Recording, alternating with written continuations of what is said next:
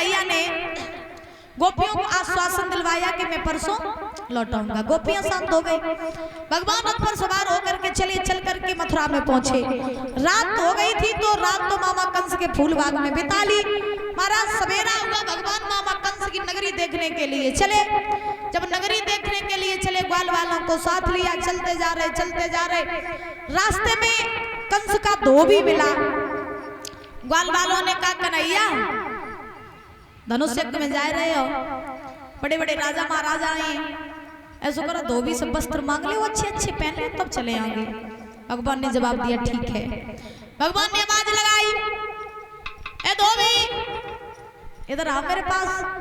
धोबी शराब पिए रहे महाराज, और ध्यान रखना जो शराब पिए रहता है फिर वो अपने आप को प्रधानमंत्री समझने लगा। जो शराब पी लेता है वो अपने आप को प्रधानमंत्री समझ लेता है। और शराबियों की दशा क्या होती है वो तो आप लोग जानते ही हो। अगर शराबी शराब पी करके नाली में गिर जाए तो फिर भाई महाराज डबल बेड को गद्दा ही लगाते हैं। एक समय की आपको हम बात बताएं, एक गांव में एक शराबी भैया रहते थे, बहुत शराब पीते थे, बहुत ज्यादा शराब पी लेते तो उन्हें कुछ दिखाई नहीं देते। तो एक बार शराब पी के आए गाँव में, तो छोटे छोटे बच्चा जो गांव के हो तो उन्हें ज्यादा मजा पड़ता। सो बे शराबी भैया शराब पी के जो गांव में आए, सो छोटे छोटे बच्चा रहे तो उनके ऊपर धूल लेके डालने लगे।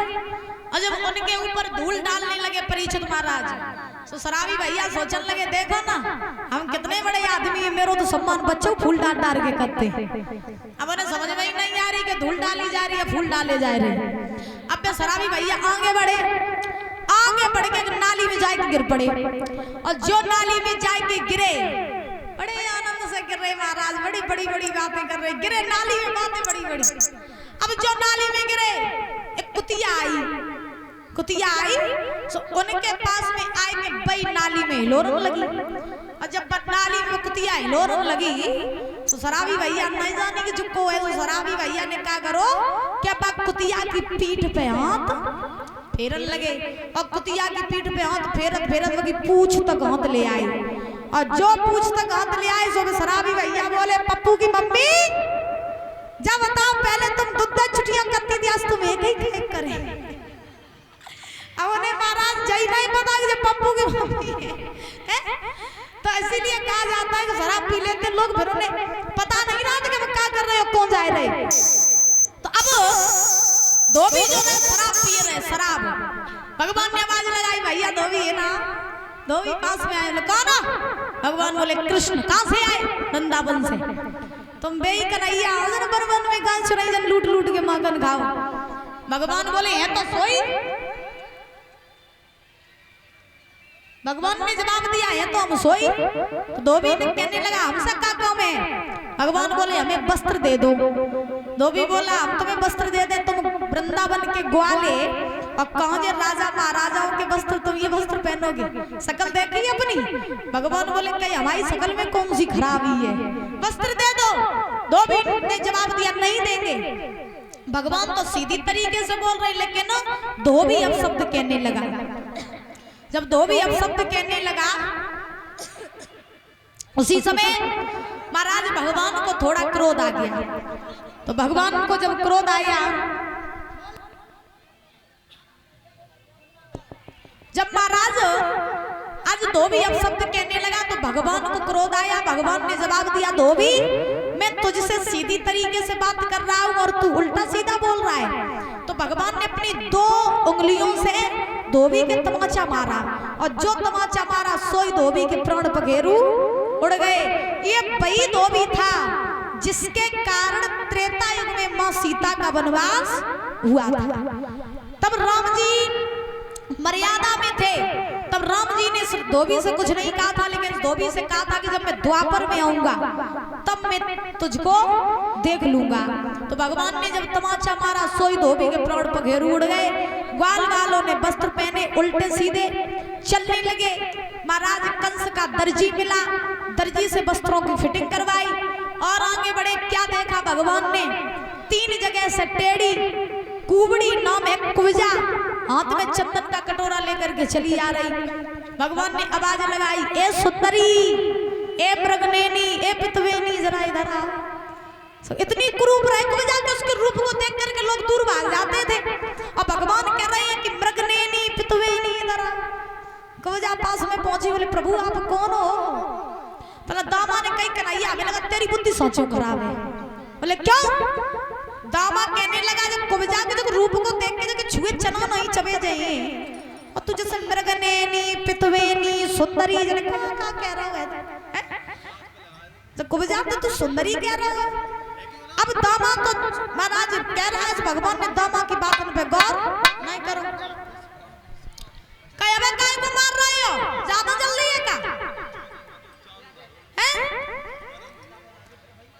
तो ध्यान रखना परिजन महाराज।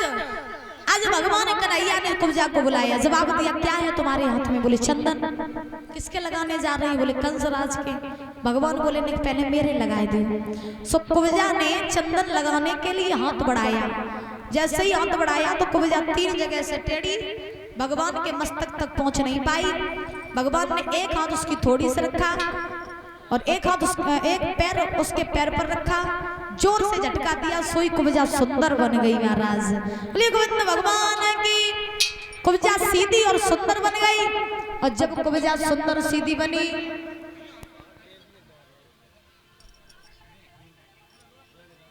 ए भैया कंस को मारने वाले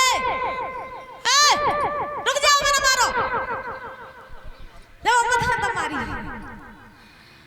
और ये 50 रुपए आशीष यादव उर्फ गोलू भैया नगला हिम्मत से इनकी तरफ से आए हैं, अभी सुना देंगे भैया। और 50 रुपए चेतन यादव, 50 रुपए कशिश यादव, एक पति के नाती नगला हिम्मत से इनकी तरफ से आए, बहुत बहुत धन्यवाद है। क्या तुम्हें सुनाई नहीं दे?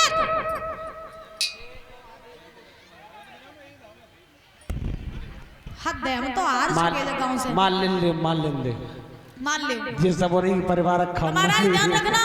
भगवान ने कवजा को झटका दिया, सोई तैसे ही कवजा छोड़ियो मत, एक श्वास न रह जाए बकाया। तैसे ही कवजा सुंदर बन गई, सीधी सुंदर बन गई। कवजा ने सबके चंदन लगाया। चंदन लगाने के बाद में आज महाराज भगवान कन्हैया जो थे वो आज आगे बढ़े। कवजा से कहा कवजा मैं तुम्हारे घर जरूर आऊंगा। भगवान आगे बढ़े, वहीं पहुंचे जहाँ मामा कंस का धनुष यज्ञ चल रहा था। धनुष को तोड़ा भगवान ने। कंस को पता चला कि कृष्ण बलराम आ गए हैं तो महाराज कंस ने जवाब दिया कि मेरे ससुर जरासंध ने जो मुझे दहेज में कुबलिया पीड़ हाथी दिया था, उस हाथी को इतनी शराब पिलाओ कि कृष्ण बलराम जैसे यहाँ कंस कुबलिया पीड़ हाथी कृष्ण बलराम को मार दे। तो कुबलिया पीड़ हाथी को शराब पिलाई गई, बीच द्वार पर खड़ा कर दिया। भगवान बलराम आए, बोले हाथी को हटा लो। तो मंत्री कहने लगे कि पहले हाथी से युद्ध करो तो के बाद हाथी हटे। जो इतनी वचन गई उसी समय आज महाराज बलराम ने पूंछ पकड़ ली, भगवान ने सूंड पकड़ ली हाथी की। और सूंड पकड़ के जैसे ही हाथी को घुमाया, घुमा करके पटका, दोबारा हाथी उठ नहीं पाया, प्राण पखेरु उड़ गए। एक एक दांतों को खाड़ा भगवान ने अपने अपने कंधों पर रखा, आगे बढ़े। मुष्टक चारूढ़ जैसे पहलवानों को प्रभु ने मारा। भगवान आगे चलते गए, सबका उद्धार करते गए। भगवान वहीं पहुंचे जहाँ मामा कंस अपनी राजगद्दी पर बैठा हुआ था। जब कंस अपनी राजगद्दी पर बैठा रहे तो भगवान जब पहुंचे हैं पास में कंस के, तो पास में पहुंच करके मामा कंस के केस पकड़ लिए। और जब मामा कंस के केस पकड़े हैं प्रभु ने, तब भगवान कन्हैया बोले मामा बात इनकी याद कर जब तूने मेरी मैया देवकी के केस पकड़ के रथ से नीचे डालो हथो। और एक बात कही है कि